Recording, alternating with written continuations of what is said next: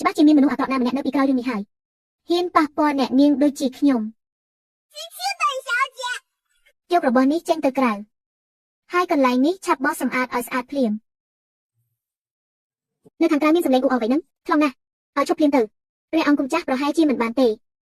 គឺអ្នកនាងធំកំពុងតែរៀបចំទេឃ្លារបស់នាងនោះបញ្ជារបស់យើងទៅប្រាប់នាងថាមិនឲ្យប៉ះពាល់អ្វីទាំងអស់មើលទៅកាយវិការនិងសម្ដីដ៏ប៉ិនប្រសប់របស់អ្នកនាងធំតើអ្នកណាអាចនិយាយឲ្យនាងស្ដាប់ហើយព្រមជប់បានទៅមិនអីទេរុញយើងចេញទៅក្រៅមើលបន្តិចទៅយើងនឹងទៅបញ្ឈប់នាងដោយផ្ទាល់ GCC នាងឈប់ភ្លាមហេតុអ្វីទៅបើពេលនេះខ្ញុំមិនរៀបចំបន្ទប់ឲ្យបានស្អាតទេចុះយប់នេះឲ្យខ្ញុំគេងនៅឯណាឬមួយក៏លោកប៉ាខ្លាចការគេងម្នាក់ឯងទើបចង់ឲ្យខ្ញុំរើទៅគេងជាមួយលោកយើងមិនមានបំណងបែបនេះទេបើអត់ទេចុះលោកខាត់ខ្ញុំធ្វើអ្វីខ្ញុំស្មានតែលោកចាប់អារម្មណ៍ខ្ញុំតើនាងដឹងទេថានាងរំខានការសម្រាករបស់យើងណាស់លោកធ្លាប់ឃើញអ្នកណាជប់ផ្ទះថ្មីដោយគ្មានសម្លេងអ៊ូអរដែរទេ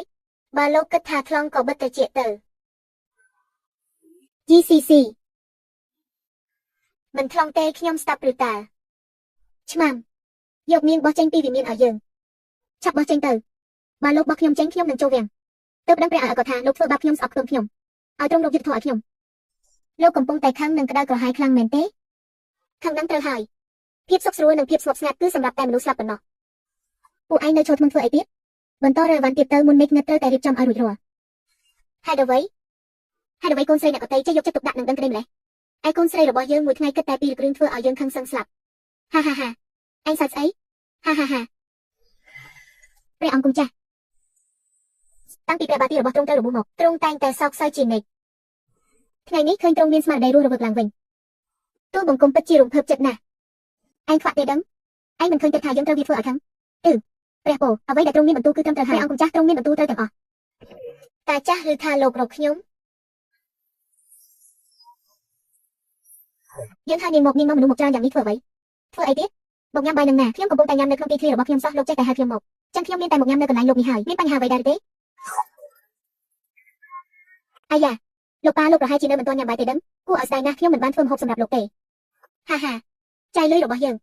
ឥឡូវចង់ឲ្យយើងអង្គុយមើលនាងស៊ីចឹងឬកុំសង្ឃឹម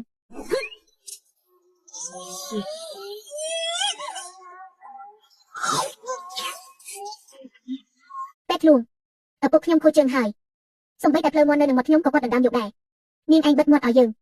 ខ្ញុំនិយាយខុសមែនទេតើមិនមែនដោយសារតែលោកដណ្ដើមភ្លើមាត់ក្មេងញ៉ាំទើបពេលនេះរាជរូបត្រូវហៅពេទ្យលួងមកទេ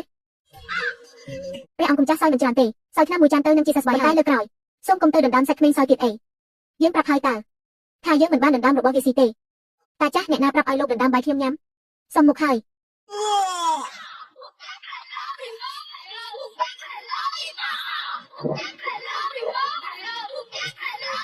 ព្រះអង្គគុំចាស់ត្រូវតែឆាប់ជាសះស្បើយឡើង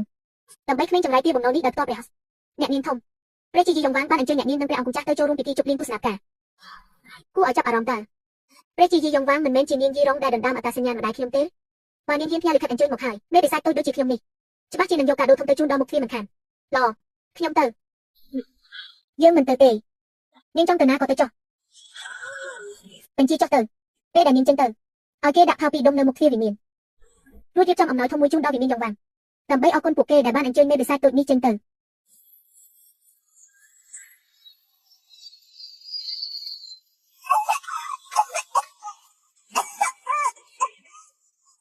អ្នកនាងនេះជាបញ្ជារបស់ព្រះអង្គគុំចាស់ពួកយើងគ្រាន់តែធ្វើតាមបញ្ជាប៉ុណ្ណោះលោកប៉ានេះទុកចោលមួយថ្ងៃមិនបានមែន